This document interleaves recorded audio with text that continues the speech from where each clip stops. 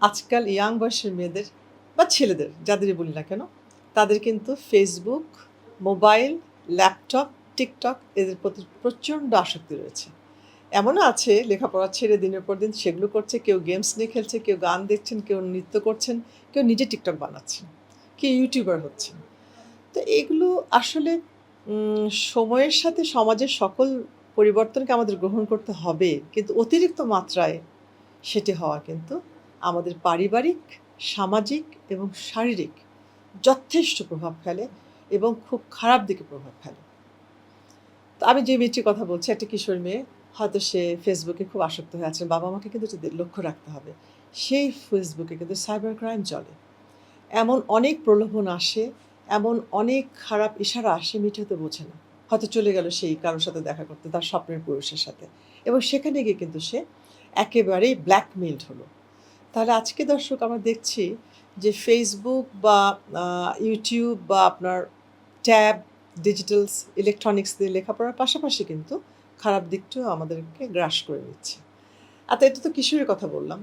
তারপর ধরুন একটি মা, তার নবজাতক শিশুটি রয়েছে, তার খুব বিরক্ত লাগছে যে শিশুকে সারাক্ষণ যত্ন করব, নাকি আমি একটু ফেসবুক দেখি, গান শুনি, গল্প করি, ফ্রেন্ডদের দেখি, লাইক দিই, আমার চেহারা পোস্ট দিই, বাচ্চার পোস্ট দিই, সেগুলো নিয়ে মেতে থাকছেন।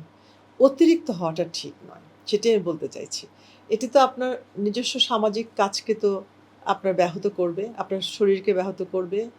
পাশাপাশি আপনার সাথে যে শিশুটির বন্ডিং, যে শিশুটি বড় হবে ধীরে, ধীরে মায়ের বুকে, গভীরতম, নিবিড়তম একটা যোগাযোগ হবে, সেটি হবে না। তাতে দেখা গেছে যারা শিশুকে সময় দেন না, যারা শিশুকে ঠিক অবহেলা বলব না, এটা ঠিক আপনি হয়তো নিজের মধ্যে নেই। আপনি এত অ্যাডিক্ট হয়ে গেছেন, নেশার মতো ওটা আপনাকে করছে। তাদের শিশুগুলো কিন্তু বড় হয়ে মানসিক ব্যাধিতে আক্রান্ত হয়। এটি কিন্তু একদম বিজ্ঞানভিত্তিক স্টাডি বলেছে। এবং আপনার সাথে আপনার শিশুটির দূরত্ব হবে অনেক। এবং আস্তে, আস্তে যখন শিশুটি বড় হবে, দেখবেন তার মনের নাগাল আপনি পাবেন না। সে অনেক দূরে চলে গেছে। এবং তাতে তার a behaviour risk that is very high.